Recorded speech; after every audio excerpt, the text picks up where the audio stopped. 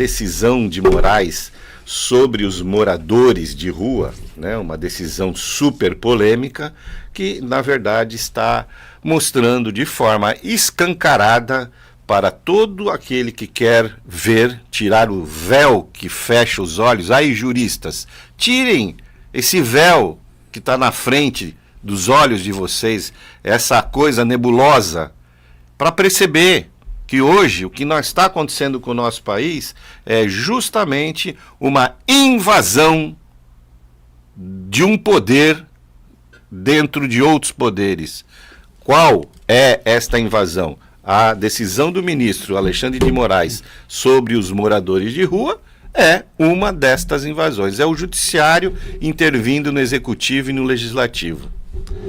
O ministro do Supremo Tribunal Federal, Alexandre de Moraes, determinou, na última terça-feira, dia 25, que estados e municípios não podem remover moradores de rua de espaços públicos, nem recolher os seus pertences contra a vontade deles, e forçou os governos a adotarem um amplo conjunto de medidas elaboradas por ele próprio mesmo, Alexandre de Moraes, para a solução desse problema social. Ele mesmo elaborou a solução, viu? Ele foi eleito por alguém?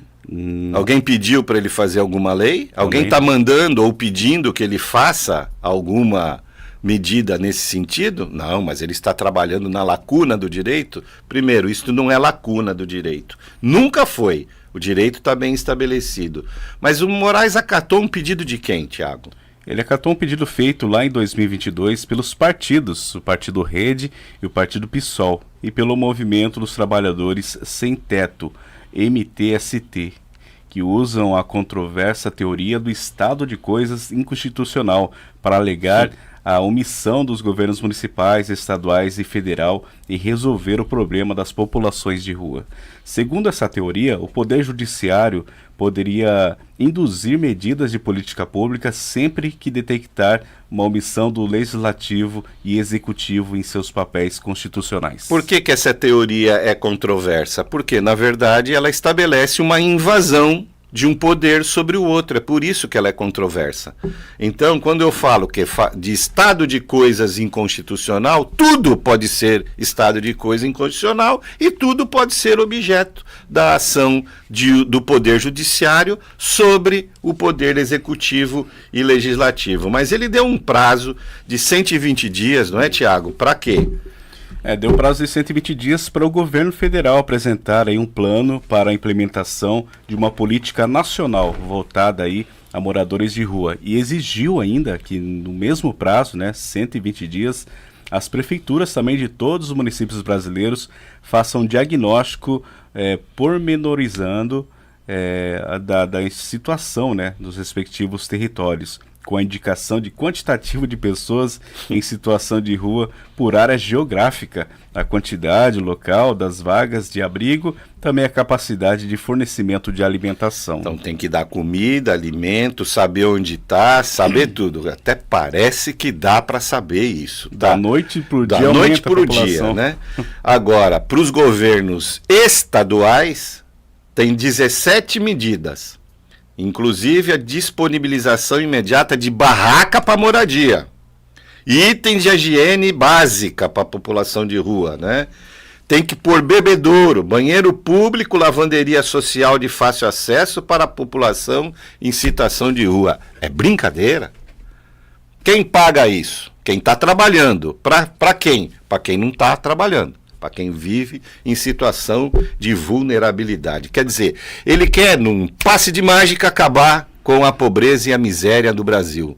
Será que é assim? É numa canetada que se acaba? Ora, problema de morador de rua é problema que existe na maioria dos países. O mundo tem esse problema, não é o Brasil. Mas, aqui, como se fosse num passe de mágica, tudo tem que estar resolvido porque Alexandre de Moraes quer. Porque ele assim o deseja. Mesmo contra o parecer da Advocacia Geral da União, que disse, nesse caso, que não tinha que se atender esse pedido da rede do PSOL e do MTST. Você vê, Movimento do Trabalhador, dos Trabalhadores Sem Teto. Vai lá buscar, ver se tem um trabalhador lá. Agora, esta não é a saída constitucional. Não tenham dúvida, está errado. O problema não se resolve assim. Não vai ser obrigando o prefeito, o governador a resolver o problema que vai se conseguir como se fosse mágico o problema, o problema do morador de rua. E os traficantes da Cracolândia, por exemplo, agora não poderão ser impedidos de atuar, de ir e vir lá nos corredores do submundo onde eles habitam, porque não pode removê-los da rua. Ainda tem que dar banheiro, ainda tem que dar itens de higiene. Essa semana foi preso um traficante lá na Cracolândia, né, um dos que era mais procurados. Aquele povo vive lá porque eles querem consumir droga. E se não acabar com foco, nunca vão sair de lá. Juízo e bom senso, né, sempre é necessário. E a gente estava falando sobre isso aqui, inclusive para atender os menos favorecidos. A gente precisa ajudar, mas não é assim como este iluminado ministro do Supremo Tribunal Federal quer. Não vai resolver o problema de forma nenhuma. Acredito, vai agravar. E o que vai acontecer? Os juízes por aí vão começar a copiar a decisão dele e vão começar a mandar o prefeito, o governador, atender o que o ministro Alexandre de Moraes fez. E aí? Vai ter condição? E se não atender? Vai ter multa, pode ter perseguição. É isso que vai acontecer. É invasão do poder judiciário no poder executivo e legislativo. Não tem conversa. É isso que está acontecendo. Não tem outra visão, outra versão, melhor falando, disso. É triste, né? Muito bem, 8h28, ainda a gente tem aqui tempo para mais uma.